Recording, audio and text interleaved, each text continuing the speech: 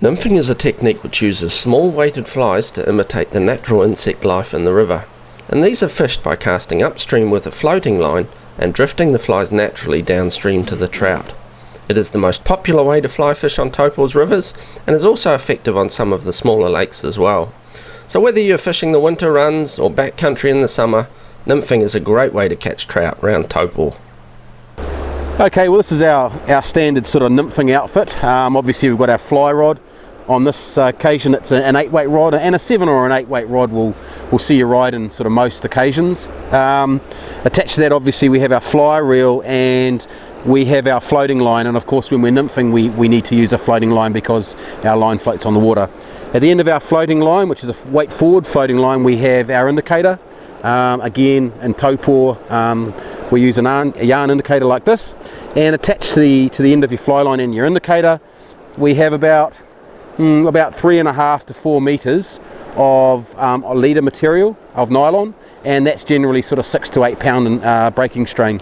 And of course at the end of it is our really important fly setup, and we have a couple of flies attached to that. Okay, so on the end of our leader we have our flies, and this setup is pretty typical of what you'd find in the Taupo rivers. On the end of our leader we have our first fly, which is generally a pretty heavy fly.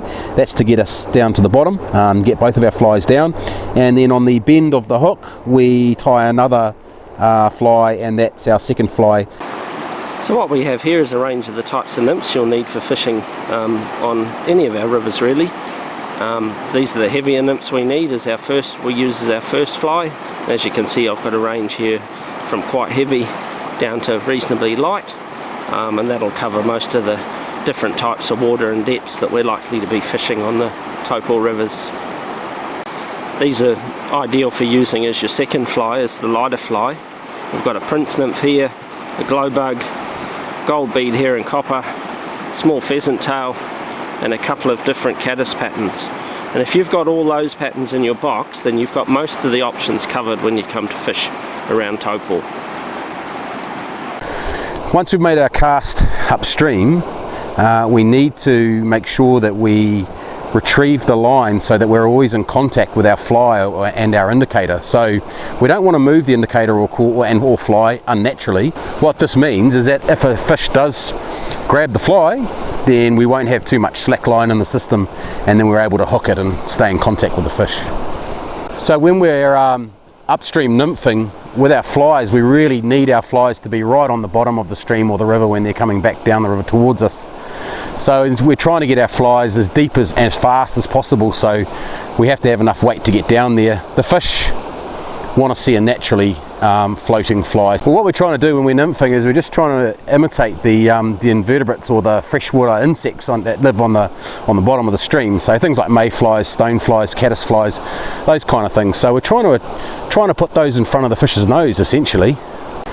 Well, in the river, invertebrates or freshwater insects make up about 90% of a rainbow trout's diet. So they're very, very keen on eating that kind of stuff. The fish station themselves in the river where it's an appropriate place for them to be able to predate on the invertebrates. So places like the edge of the current, so where the edge between faster current and slower current, behind rocks, anywhere there's a little bit of a place where they feel secure and that they can see the invertebrates that have been dislodged from the rocks floating down the stream on the bottom towards them.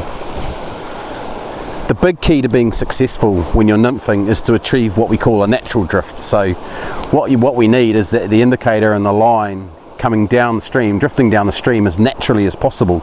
It's just part of the stream really.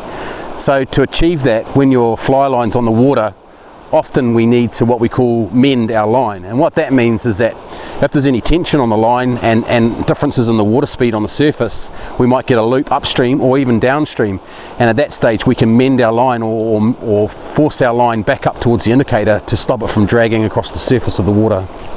Well, the indicator lets us know whether our nymphs are travelling downstream in a natural way. So the indicator also lets us know if a fish does actually take or grab your fly, which is on the bottom of the stream. We can't see that, so we need the indicator to be able to give us a little bit of an indication as to whether the fish has actually taken the fly.